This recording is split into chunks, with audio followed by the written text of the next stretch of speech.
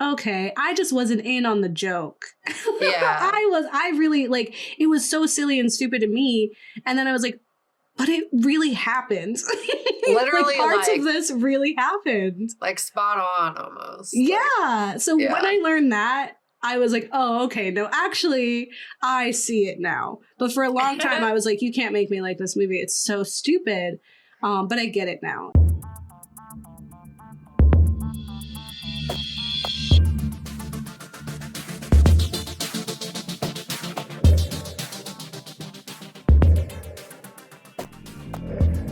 Hi, I'm your host, Gabe Delroy. And I'm Cat Gus. And we're the Night Owls. Thank you for joining us tonight on the Ghouls Next Door media literacy podcast that talks about horror and how psychology, history, and religion can TV, influence our cinematic fears, including Satan. Ooh. Yeah. And today we're talking about Late Night with the Devil. Satan equals bad is what this time period has taught us. Specifically. Fear them. Yeah, fear everything. Yeah. Yeah, we're talking about Late Night with the Devil, which is another new film. And again, it was like one of the points where I was like, there's a lot of films this year about Satan. And it's like most of them are taking place in the past.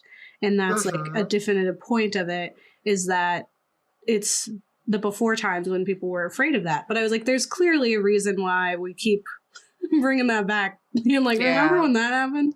Everyone's in a similar headspace, right? And so I wanted to cover Satanic Panic. This episode touching on some similar grounds to things that we covered briefly before, but we'll go more in depth into it.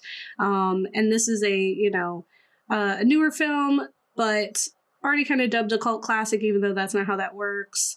It has the potential, No, it's doing too well to be a cult classic. It has to fail first. It has to fail, okay. Yeah, and it didn't fail. People do like it.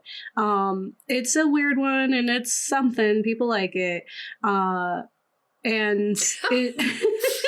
And it does a great job of encapsulating, like almost in this time capsule, the 1970s late night talk show atmosphere that was on rave, and this desire for high ratings and sweeps week, and the lengths that you would go to get those numbers up and to get that attention, and that establishes you in that world.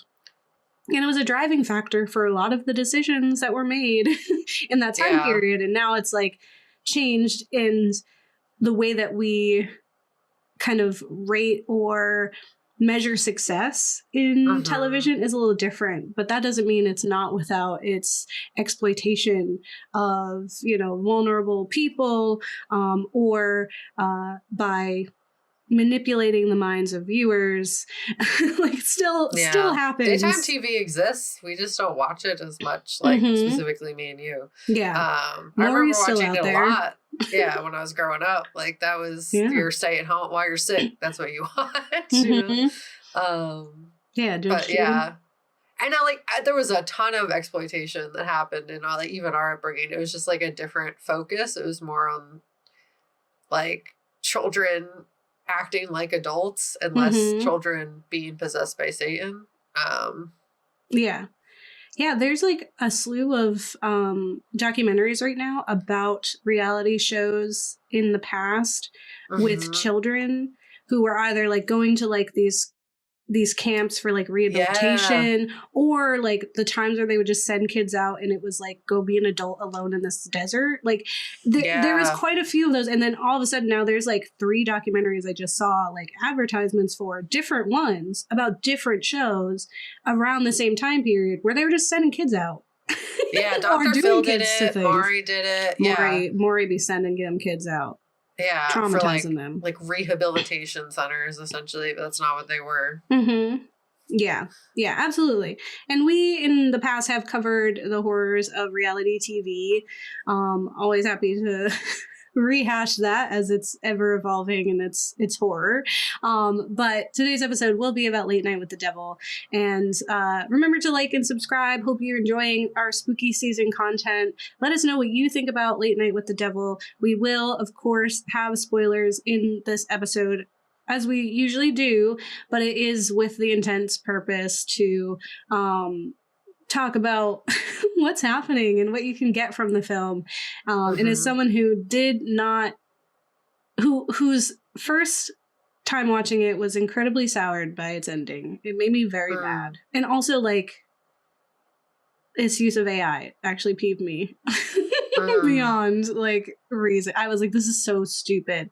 But in like doing the investigation and research for this series specifically and really understanding what Satanic Panic was, I was like, oh, okay. I just wasn't in on the joke. Yeah. I really, like, it was so silly and stupid to me. And then I was like, but it really happened.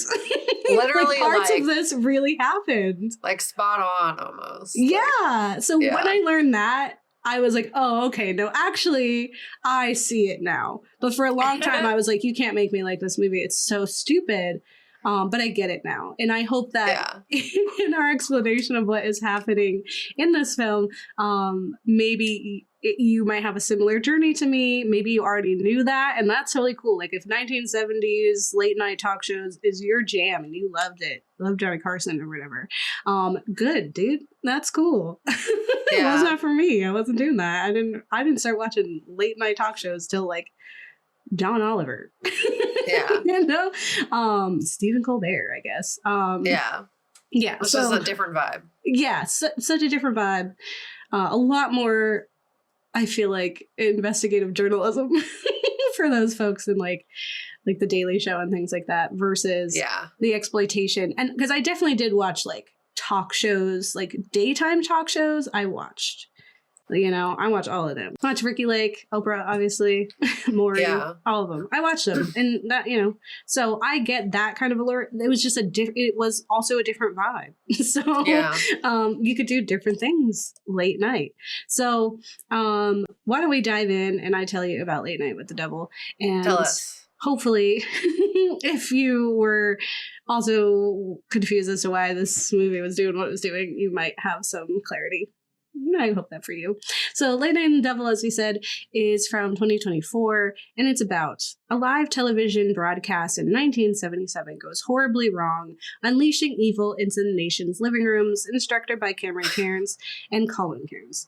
I will say a part of the reason why it was disappointing to me is I love found footage, and this is not really found footage.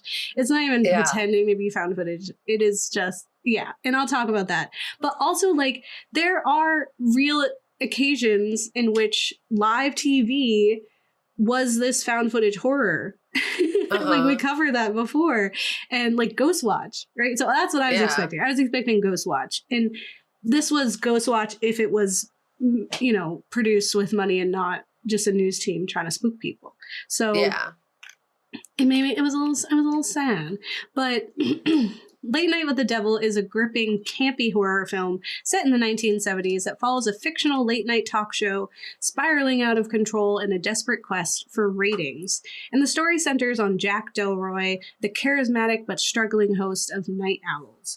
And to save his show from sinking, Jack decides to air a special Halloween episode packed with supernatural guests, a parapsychologist, a medium, and a young woman believed to be possessed by demons. Because, of course, on TV, for the first time, ladies and gentlemen, we will talk with the devil. And during the live broadcast, a séance conducted by the mysterious medium Christou of undetermined origin his accent, I was like, what is this? And that was fun, but it was silly. Triggers real supernatural events, which are at first dismissed as part of the theatrics. But as Lily, the possessed guest, begins exhibiting terrifying behavior, it becomes clear that something truly sinister is happening. And chaos erupts as the demonic presence violently manifests, terrorizing the crew, guests, and viewers, turning the live broadcast into a frantic fight for survival. And the film explores themes of media manipulation, tapping into the 1970s and 1980s satanic panic era, where the media's obsession with the occult led to mass hysteria. And Late Night with the Devil uses this live TV format to build tension, blending fiction and reality to question the ethics of exploiting fear for entertainment. And with an ambiguous ending, the film leaves viewers pondering the consequences of meddling with dark forces and the fine line between entertainment and truth.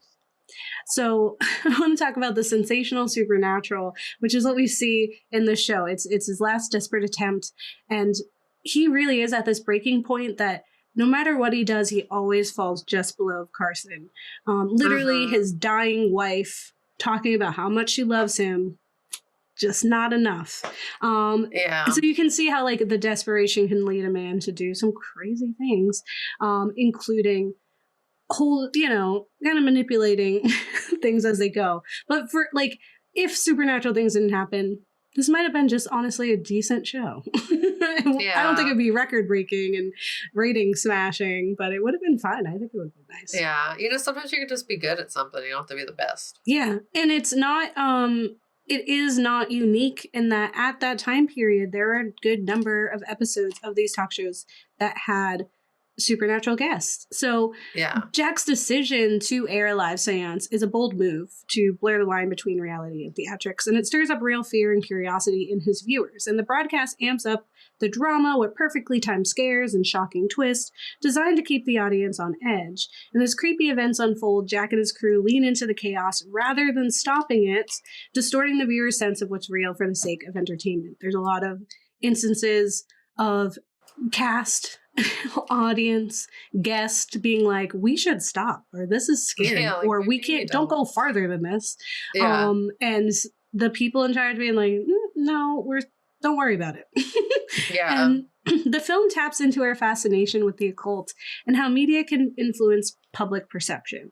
By making the supernatural seem so real, Late Night with the Devil raises concerns about the power of the media to deceive and thrill us.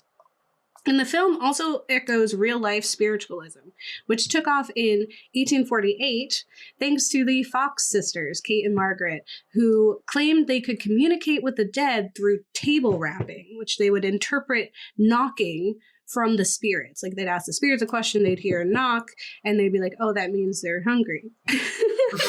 And their eerie seances drew huge crowds and sparked a movement, leading to spiritualist churches and a fascination with contacting the afterlife. We've talked a few times on the Ghouls about the fascination with the occult and how it just like was in vogue at different times in the world. And this is one of those instances. But the hype didn't last forever because Margaret confessed in 1888 that the whole thing was a hoax and that the rapping sounds actually were made by cracking their toe joints. Yeah, really gross. Though she later did try to take back the confession, the sisters still ignited a lasting spiritualist craze, which we still experience. Right? And all the characters in Late Night with the Devil feel really familiar. As we said, they seem really absurd and silly, but that's because nothing is stranger than real life, right? So think about Carmichael the Conjurer. This is the abrasive skeptic, and he is clearly inspired by James Randi, who is the famous magician and debunker of paranormal claims. Randi, who once exposed illusionist Uri Geller on The Tonight Show. And Uri is one of the people who convinced the CIA that he was a psychic for their projects like Stargate, which we talked about last week. He was like one of the main guys who was like, yeah, I'm a psychic. And he just figured out the system. But Randi went after TV mediums and built a career on revealing frauds. Known for his daring escape acts like Houdini, he turned, like that was his claim to fame, was being one of these people. And then he turned and founded the James Randi Educational Foundation, JREF. I can't remember what it was in the show, but he had his own organization. And he was offering $1 million to anyone who could prove supernatural abilities under scientific conditions. Just like the film's Carmichael, who also offered a lofty sum to anyone who could prove their mysticism beyond a doubt. Despite numerous attempts, no one ever claimed the prize for either Randy or Carmichael. Right? And Randy exposed numerous frauds, including television faith healer Peter Popoff, who claimed to receive messages from God, but was actually getting information from his wife through an earpiece. Classic. Which we kind of see in this too with what is his name? Christou, where we learn that he had someone who was getting the information, which was a classic, tactic, right? So where that would have been the case, except he didn't have an earpiece, he just memorized the details. But Randy's legacy remains a beacon for skeptics and truth-sayers everywhere. Or truth seekers everywhere, and inspired many to question extraordinary claims and seek evidence-based explanations. Like, don't just believe what you see, even though that's what the film is telling you to do.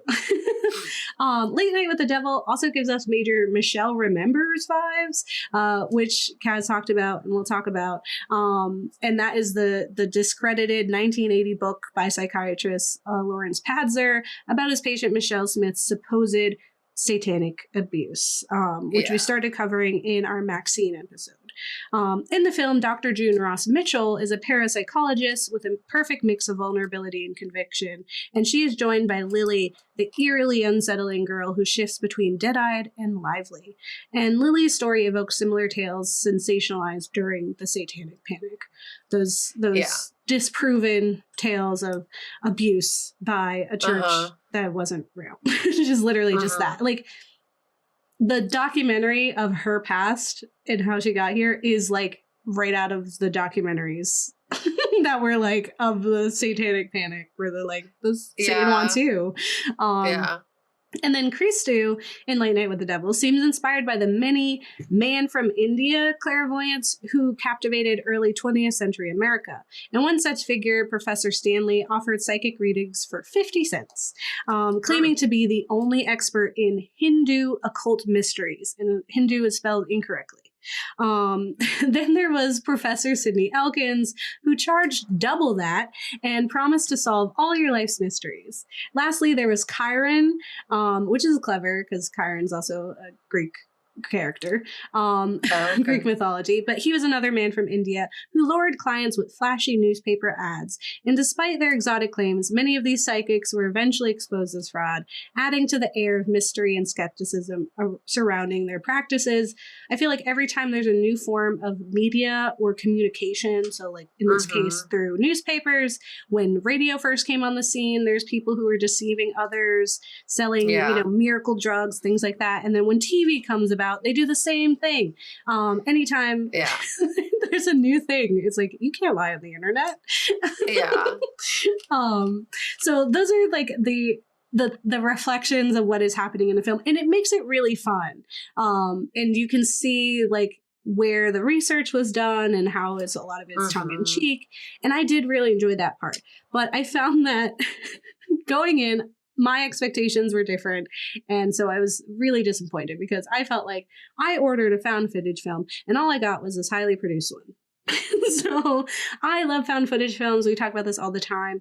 So Late Night with the Devil initially had me hooked with this premise of a mysterious master tape and backstage footage that would reveal the truth behind that fateful night. If you start a title card of a film with like, this is never before seen footage that will reveal what actually happened, I'm in, baby. You got me. Like, I don't know how you figured it out, right? It's a very classic found footage setup. But unfortunately, the film's cinematography falls flat in delivering the raw, immersive scares that are typical of that subgenre. And it never feels like we're watching something forbidden or accidentally captured. Like everything felt intentional, and that felt misleading. Just tell me that. Just don't make pretend that it's found footage. And the only moments that come close are the clips from the documentary about Lily's childhood in the cult of Braxis, which is styled after the Satan wants you kind of idea.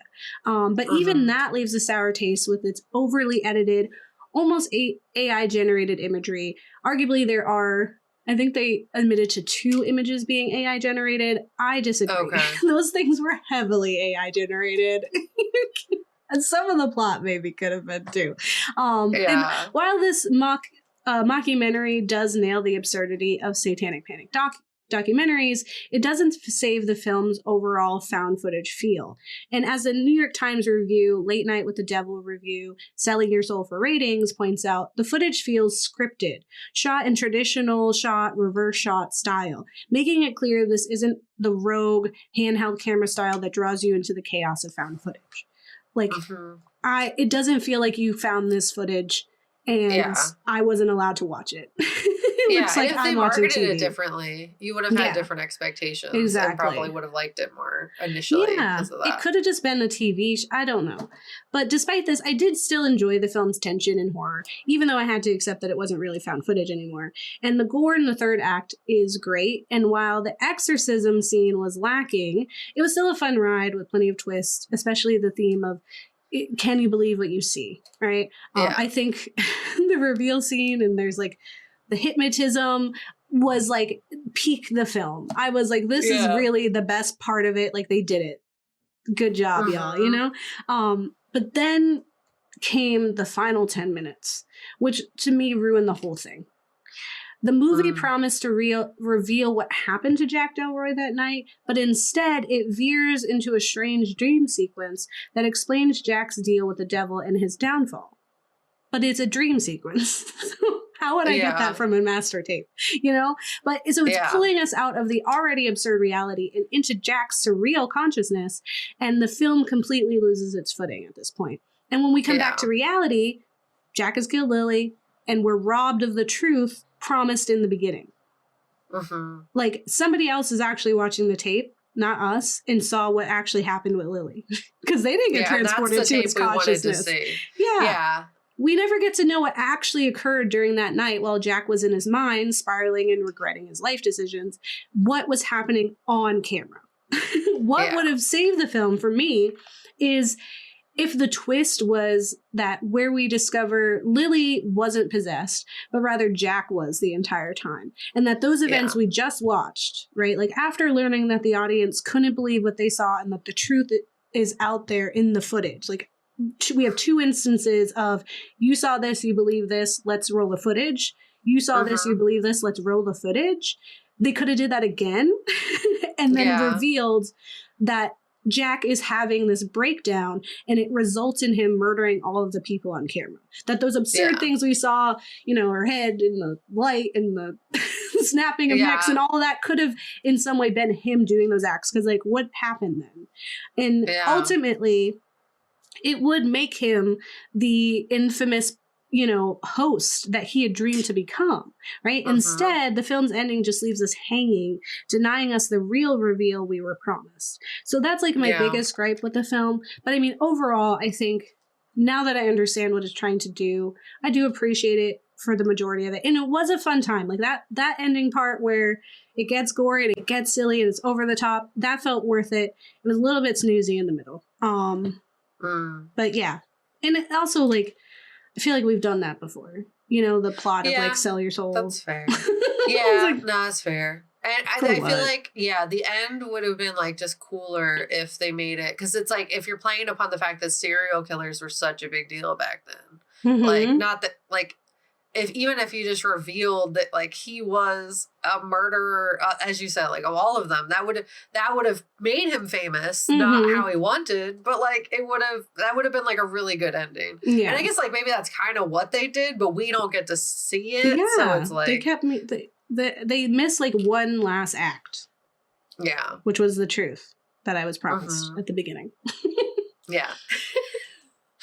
But yeah, it was, I enjoyed it more than I expected because like when you said you didn't love it, I was like, all right, I'm going to brace myself to maybe not like it. And then I was actually like, there were moments where I was genuinely scared, which was cool. I think like 2 instances where like she was possessed, like my face went numb and I was like, I have not experienced that in a minute. That part when like they're like, let's replay the footage. That also pissed me off is that it should have stopped at that part and screen grabbed her with her face all distorted, and then that thing could have came at me. But the second I saw his wife back there, I cackled. Literally, my first time watching, I cackled because I was like, "That's stupid as hell. That is so dumb." And I know it's predicting, like, because we saw the face, but that could have been the impetus to move forward, and it could have been the jump scare that I deserved. Yeah, and it wasn't. So I feel some type of way. But as I'll get into my section, it does do a good job calling out like the ethical concerns of that time period of like, what should we do for fame? And should it be this? And the answer is usually no. And it kind of just ties back into like capitalism makes you do crappy things. Like if we think of even the organization he was a part of, which I'll talk about a little bit, like you have to be of a certain economic bracket to be a part of that group, or famous enough to be a part of that group. And like, what are you exchanging for that wealth and fame? So yeah, it all comes back to like, what would you do? Whose souls would you sell for fame? And what better a time to talk about that? Like, I watched the Satan Wants You documentary, which is from 2023, which is all about the Michelle Remembers book and like her life and like how shady all that was that went down, and honestly like how sad it was. So we'll talk about that, but it's all the storyline of what happened in Michelle Remembers, like the lead up to that, and our main character in Late Night with the Devil, very similar vibes. They just really wanted to be famous. The Late Night with the Devil highlights the ethically questionable day and nighttime TV shows where care for those on the show goes out the window for ratings. Delroy was literally willing to do anything to reach fame. And in my research, I actually, as I said, watched Satan Wants You, which gives a lot of context to that of what we see unfold in Late Night with the Devil. Similar to Late Night, Satan Wants You discusses the impacts of late night TV and daytime TV in spreading satanic panic. It would not be what it was without that influence. Additionally, it highlights the highly inappropriate relationship between doctor and patient. Both the film and the documentary do that. And the documentary covers, it was big yikes. And it's like, it's definitely calling out the Michelle's Remembers person just with a different without being framework. Like, gross. Yeah. Yeah. It was, they made it like less problematic, but still problematic. The real story is hella problematic. So the documentary covers Michelle Remembers' book and the drama behind it that lit the fire for satanic panic. We also see throughout the documentary how specifically talk shows furthered the book's ratings and selling of it. And the book Michelle Remembers is a controversial memoir. We talked about it, as Gabe said, in our Maxine episode, but just to give you a quick rundown in case you missed that one, that gained notoriety in the 1980s. It was co-authored by Michelle Smith and her psychiatrist, Dr. Lawrence Pazder. And the book details Michelle's alleged experiences of horrific satanic ritual abuse, including the slaughter of animal and babies. However, the ethical implications of this book's creation and its impact on individuals and society have been widely questioned, in that it's problematic and sus. So essentially, the birth of the satanic panic was formed with false memories and caused a rise in psychiatrists and therapists manipulating people to uproot false memories, just like was done to Michelle. So Satan Wants You provides a compelling look at the satanic panic that swept the 1980s and 90s. The documentary covers the book and many of the other victims of alleged satanic ritual abuse. And Michelle's claims led to lasting consequences, both in their respective families, but also as like society as a whole. So Michelle, before meeting Dr. Pazder, had no thoughts of being abused by a satanic cult. None, not a day in her life. She had, however, recently, unfortunately, had a miscarriage, which she was feeling reasonably depressed about, and sought help from Dr. Pazder for his expertise. And after meeting with him a few times, they did like, what's it called? Hypnosis, kind of like how the guy did in the show. And suddenly She claimed to have been subjected to horrific satanic ritual abuse, including the slaughter of animal and baby. There's like really awful stuff. And there's like tapes upon tapes of recordings of her just screaming and like conveying this to him. But her psychiatrist, Lawrence Pasner, encouraged these claims, basically exploiting Michelle's vulnerability and using hypnosis essentially to implant these false memories. Quickly, their relationship became inappropriate. So after some of their early sessions in the documentary, Pastor's wife mentions her husband watching the movie Sybil. For those of you who don't know, Sybil was a TV movie based on the book Sybil by Flora Retta Schreiber. About a woman with multiple personality disorder. In the film adaptation, they show how as a child, Sybil experienced extensive abuse at the hands of her mother. And Pasner's wife recalls after watching that film, her husband turning to her and saying, "I want to do that, but with psychiatry. I want to be famous like that." And then he had a patient that would be perfect for that, just like Sybil, except they weren't. Because they don't have DID. They just also possibly experienced childhood trauma. So it seems very possible that he could have manipulated Michelle into experiencing what she did for his own gain through hypnosis and other methods. And I'll get into what those other methods were. So several factors contributed to the credibility of Michelle's claims, specifically, or the lack of credibility.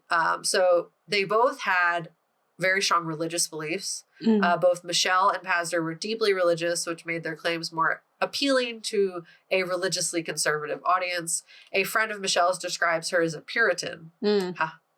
Very religious. Comes full circle.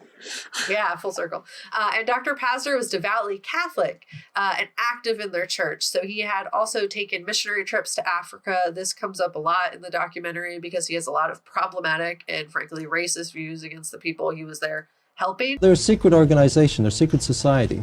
A secret society does not reveal the identity of the people or the ways of their practices. I was familiar with this type of society firsthand in Africa, practicing general medicine there. And if one of the members of that society revealed who he was killed instantly. And as an additional fun fact, the nuns at the missionary location he traveled to did not like him. They called him evil and told him he should leave. So it just gives you a little insight into like, is he good Catholic, bad Catholic, bad Catholic? He also did hypnosis. So Pastor uses hypnosis to recover Michelle's memories, a technique that has been shown to be unreliable and can lead to the creation of false memories. So essentially you're stressing them out to the point with like the context that they have. Since they were deeply religious, the context that they both had and were framing this around was like deeply religious, based on like horrific hell Bible like things.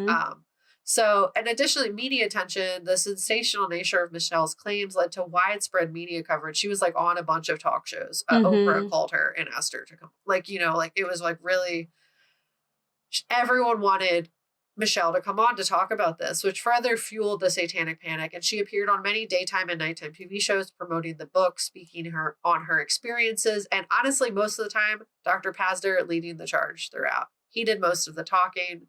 She just was like, that is real. Yep. Also, they both gained a lot of money from this book. Essentially, both Michelle and Pastor profited from the book. They wrote about Michelle's experiences, which were heavily promoted by the Catholic Church. Classic. The Catholic Church decided to subsidize the book and seemingly using it as a way to revitalize religious fervor. Because, you know, kids don't want to go to church no more. Now there's a big enemy. So in recorded conversations, they mentioned that the church thought the book would make them $1 million. And the church was operating as a business using Michelle's book as marketing. The Pope even was like, yeah. Not at all. Let me meet with her. They met with them and were like, yeah, let's make this happen. And that's why he wrote the foreword for the book. It's just very propaganda vibes. They all had a lot of motive to deceive people. Everyone like honestly except Michelle until we get into this part. So there are serious flaws in Michelle's claims, conflicting evidence. Essentially, Michelle's family and friends disputed her claims of abuse also and provided evidence that contradicted her story. So specifically, in it, like in the documentary and in the book, she's like, I saw the Virgin Mary and she came to me and spoke French to me, and I didn't speak French. I've never spoken French a day in my life. I don't know how I understood what she was saying to me.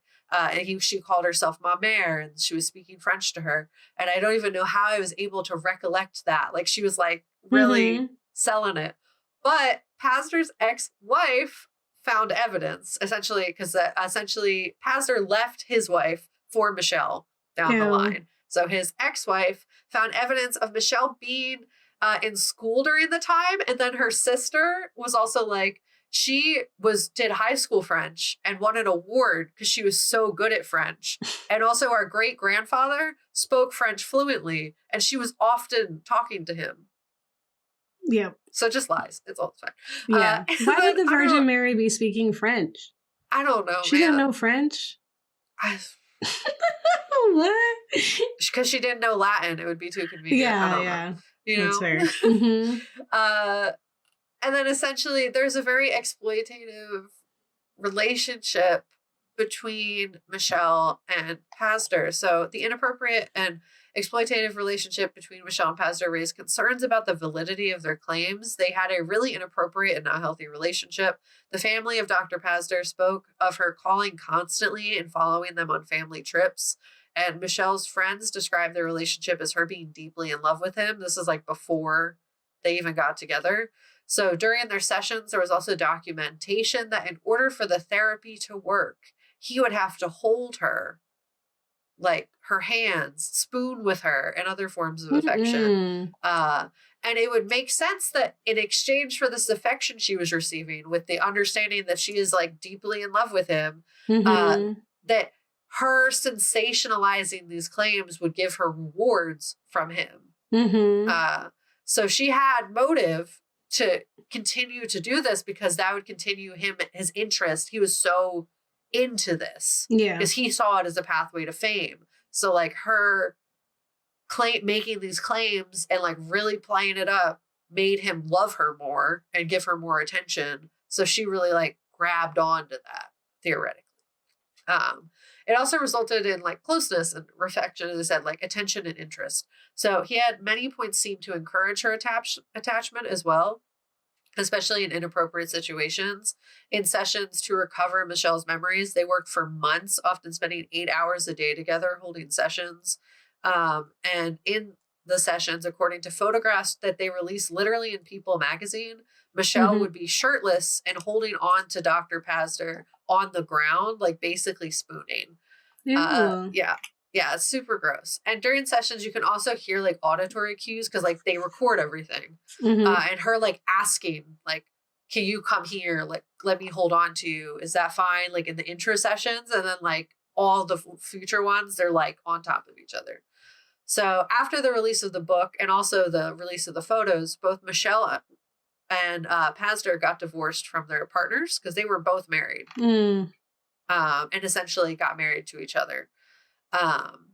So it's just like, yeah, there's a lot of sus stuff that went on with the book that just suggests that like not everything's above board. It seems highly manipulated. I'm not saying like, I think there is a possibility that Michelle experienced some kind of abuse, but in a different way. It wasn't satanic ritual abuse at the end of the day. And if anything, this experience was probably more most abusing to her. Because it was very exploitative of her and her like vulnerability, and like he just largely profited off of her pain. So why is that relevant? Because it sparked literally tons and tons and tons of copycat cases. Basically, she was like in consulting for the McMartin preschool case. Child molesting cases ever on record. 7 nursery school teachers were arraigned today on more than 100 counts of child molestation. It's like they were like going all around. They were speaking at police, what is it called? Conferences. Yeah, and like psychiatric conferences, teaching people how to recognize satanic ritual abuse. Like like everyone was treating it like it was fact. Like no one questioned them, and anyone who did was called a Satanist. So it was like a whole thing. It was like the witch hunt. would activate, because anyone who was like, no, that actually seems really weird, we shouldn't do that, was like claimed to be a Satanist. And that's like not what you wanted, because you could literally go to jail. There are people who like served time in prison who were innocent and like shouldn't have been there.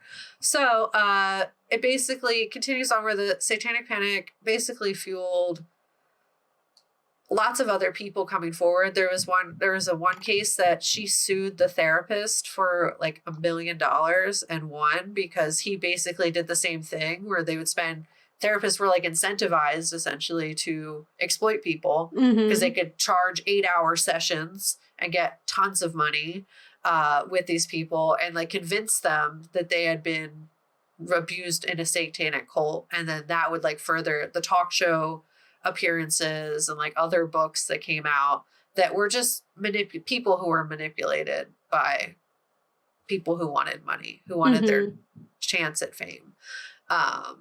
So essentially, after that happened, you had what you would never think that this would be the savior of the end of Satanic Panic, but it was actually insurance companies that said, I don't want to pay for this anymore. Yeah. There's no factual evidence that this is like, it's not in the DSM-5.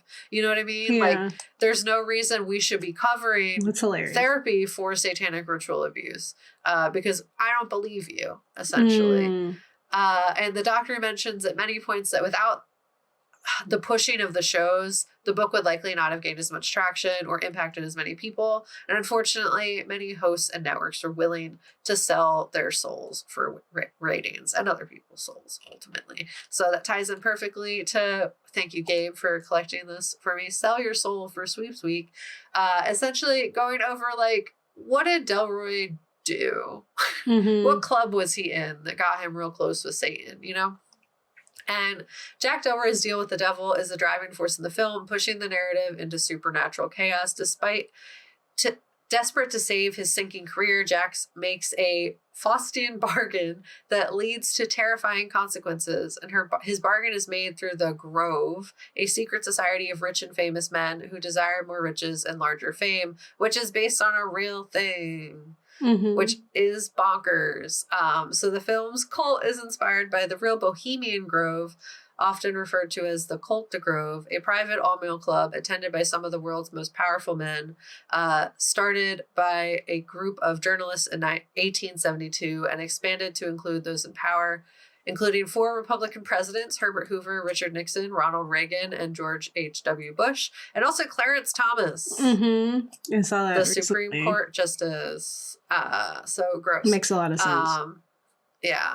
And the group is highly secretive, so like the actual member list is actually pretty hard to find. There's also like rumor that before the atomic bomb was created, they had the first meeting and discussions about it at the Bohemian Grove. So in an article on CBR about the real group, which inspired Delroy's own coven, Late Night with the Devil is inspired by a real-life secret society, and the details are horrifying. They share information on the club's secretive nature, elaborate rituals, and high-profile memberships, which have made it the subject of much speculation and conspiracy theories. Writer Philip Weiss infiltrated the group with members of an anti-Grove Bohemian Grove Action Network and discuss the findings in an article for Spy Magazine. There is like literally, if you go on the Bohemian Grove website, they have like a list of like what they do while they're there. And one of the things is like a play called The Cremation of Care. It's like a ceremony. And in particular has garnered significant attention because the Cremation of Care ceremony involved the burning of an effigy called Care in front of a large owl statue. Symbolizing the release of the members' worldly burdens, which it's like... We see that in the film. There's a big owl. Yeah, there's a big owl and you're like, whoa, what? But like also like how appropriate of a rich group of people to burn care. To burn care. That's how you earn your wealth, is by burning care. It's by you don't care about anyone but yourself. Just literal at this point. Yeah. So it's just like poor taste, ultimately. The ceremony is theatrical and elaborate, featuring a procession procession, music, and speeches. And while it is intended to be a symbolic act of liberation, the secretive nature of the Bohemian Grove has led to various interpretations and conspiracy theories about the true meaning and purpose of the ritual. And Weiss, in his reporting, quoted that the owl statue, which plays a recording during the ceremony of Walter Cronkite, a member, saying, "Fools, when will ye learn that me ye cannot slay? Year after year ye burn me in this grove. But when again you turn your feet towards the marketplace, am I not waiting for you as of old?" White people and rich people just like are so weird. Like they play that and it's genuine. Like they could make a joke that it's silly. It's not. They're being real. They're an occult. And while some view Bohemian Grove as a place where the global elite gather to discuss world events, why they shouldn't even be doing that. Others see it as a private retreat for relaxation and networking. Regardless of the perspective, Bohemian Grove remains a symbol of power and secrecy in modern culture, and Jack's journey and involvement in the Grove serves as a cautionary tale about the perils of unchecked ambition and the dark side of chasing success at any cost. And it's just like one thing it's just like gross ultimately. Mm-hmm. But I also figured out where it was. It was the Manhattan Project in 1942 held their first meeting about the atomic bomb at the Grove. And then also basically everyone was like freaking out about Satan because of Anton LaVey and his book, The Satanic Bible, which actually sued the book Michelle Remembers because they mention the Church of Satan a bunch of times. And basically he sued them for defamation. Yeah. And won. And they had to remove all references in like newer releases of the Church of Satan because they had no evidence that the Church of Satan was doing anything that they were saying. Unrelated. A different Church of Satan. Yeah. It's like the Lutheran version. Yeah. So messy, ultimately. Yeah. I think, knowing all of this, I can see genuinely why people were really hype about it. Because like, I'll tell you, like I watched it and I cackled when I saw the wife, and then the ending was so weird, and I was like so disappointed because I was like, what? This is what you give me? And it felt so like AI. It really peeved me. And so we spent like 20 minutes cycling through like comments and reviews of the film because I was like, what am I missing? It's like, what do they watch that I didn't watch? Because I was like, they're really like, for everyone to be so about it, I was like, I really have to be missing this. And I'll be honest, when we were going into it, I was like, when we cover this episode, like it might be stressful because I might be an outlier. I might be someone out here being like, this was trash. And I won't say that it's great. I don't like, it's not my favorite film. It had the potential to have been something like that, especially with all the work that I see has gone into it, and knowing like, as absurd as the film is, it is not that far from reality, makes it that much more interesting. It just, the presentation is where it lost me, and the ending. Yeah. I just think it had a lot of thought went into other parts of it, and then it just kind of, they cut corners and lost me. Yeah, I agree. Like I was like really enjoying it up until like the like scene where he's in his dream world. And then I was like, that was weird. And then I enjoyed like the ending where he like was murdering people. But like you don't get like, the middle is weird, and I was like, I don't understand why we needed that part specifically. Yeah, I enjoyed everything else, but that part I was like, I wanted a little more. And like, there's like the ghosts in the reflections of the backseat scenes or whatever. I don't know. I felt like they were doing too much. They could have tightened that up a little bit. But can't win them all. But that was another episode of our Satanic Panic series. Tell us what you think about Late Night with the Devil. What's your favorite late night talk show host? Is it Jack Delroy? Did he deserve to top the charts? And tell us about your favorite Satanic Panic-y movies. We might be covering them. And remember to like and subscribe to help us out. And because they're doing spooky stuff. It's the month of spooky, so if any time to tell us you love us, it's now. Yeah, send comments and stuff. But don't get married. Delete your kids, or your kids will grow up and then get hypnotized and have vivid memories of being in a satanic ritual cult, and then hate you. And you're like, even though you didn't do anything wrong.